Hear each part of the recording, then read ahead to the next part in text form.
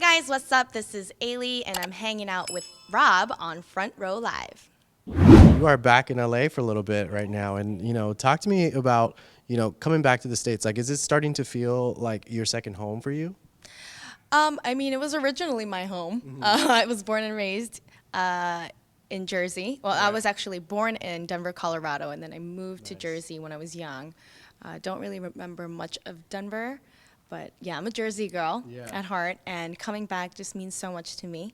Um, and yeah, I'm really excited to be here. That's awesome. Now, last month for around the Christmas break, you dropped your debut full English like single, "Sweater," and like it's cool seeing that there's that crossover transition happening right now.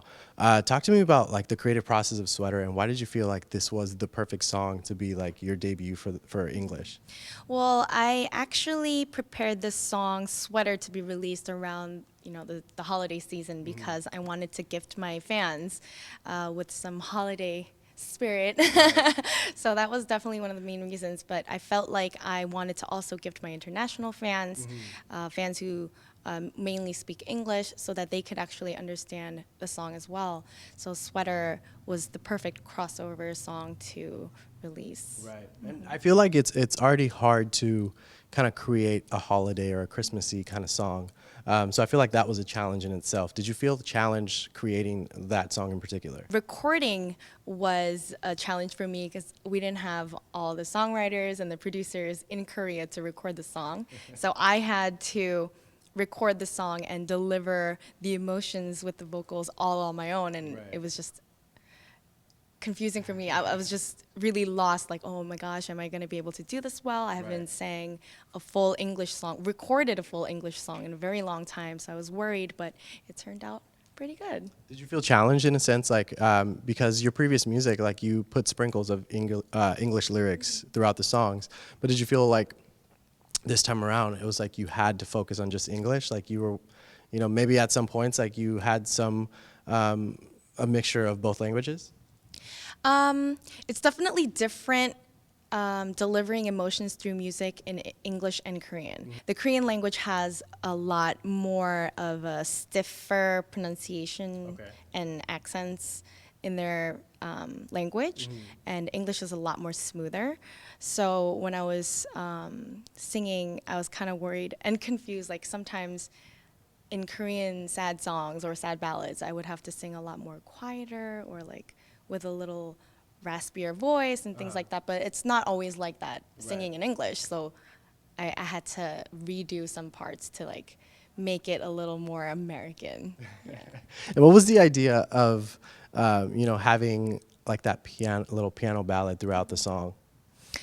I wanted to I wanted to make the song as simple as possible, so we can deliver the emotions of the song better instead of having way too many more instruments in it. So we only had strings and piano Right. in the song. Did you feel like you had to like learn how to sing a different way or kind of like use your voice a different way with the English song? Definitely with just the piano and the strings, you have to sing a little less loud than I normally do. But I feel like that makes the voice sound a lot more emotional. And it was just the perfect way to produce it. So as you're like in the process of doing the crossover, like where do you see your music going? Like, do you have like a specific style that you have in mind? I know before you would bounce around, but like, do you have a specific like genre or style that you have in mind for the English version of stuff? I do but this is just my own thoughts. idea, We'll yeah. have to see. We'll have to see where it goes. Yeah.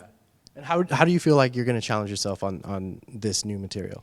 I'm definitely a lot more open to the styles and genres that I'm going to put out in the States.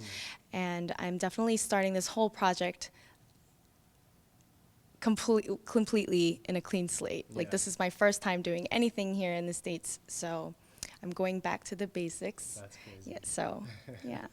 And how different is that for you? Like, are you, I mean, I know a lot of artists, like they enjoy going back and starting all over again, so to speak, but others are just like, I don't want to do that again because they remember how difficult it was in the beginning. How do you feel about that right now? I'm actually okay with it because I try to stay humble throughout my whole career back in Korea. So starting all over doesn't seem like too much of a difficult process for me because I've always tried every album with a new mind and thinking like this is my new beginning and things like that. So this doesn't really feel all that different. Just yeah.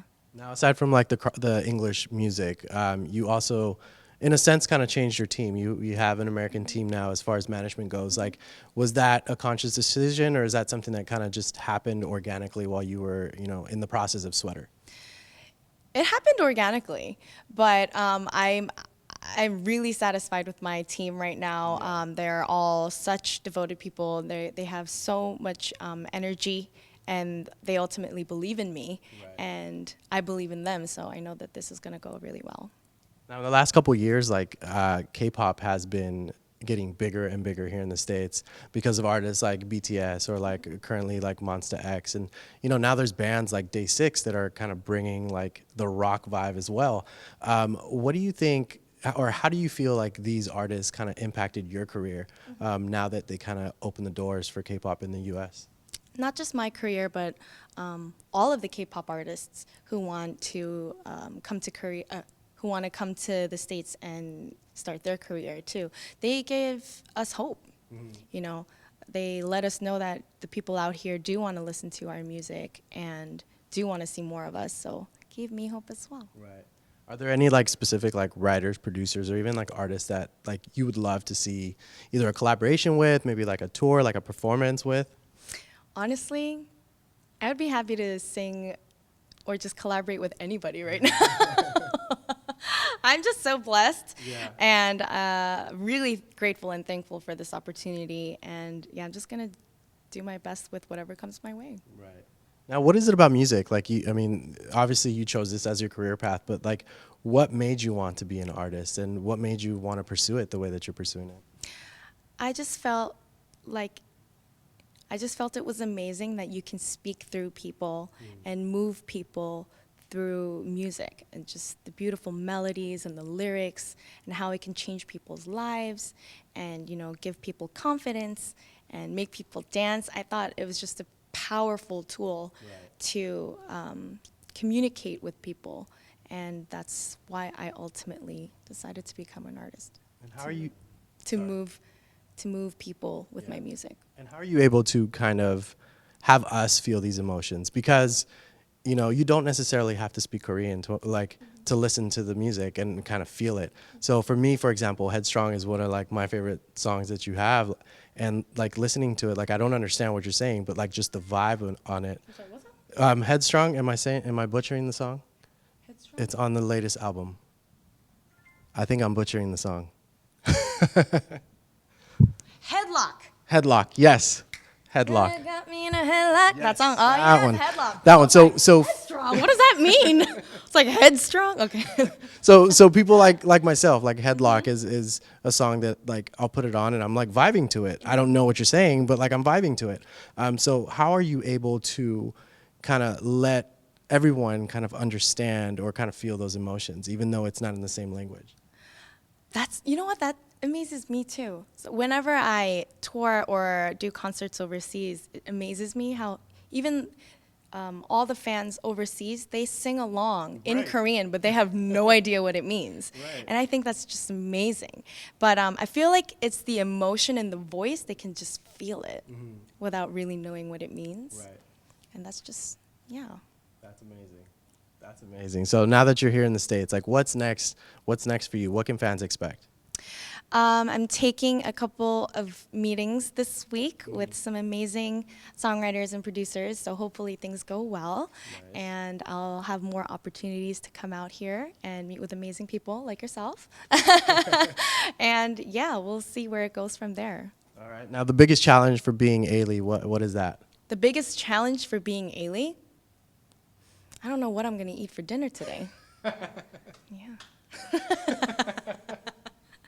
That was perfect. That was perfect. That is Ailee, guys. Debut U.S. English single. I don't even know how to explain that song. Debut U.S. Yeah, like debut U.S. English single. Like debut English single. How would you like to hear that song being introduced? Yeah, I mean that works. Or Dangle Slingle. There we go. Dangle Single. Sweater is out now. I'm Rob with Front Row Live, hanging out here with Ailee. Thanks for watching here on Front Row Live. Bye.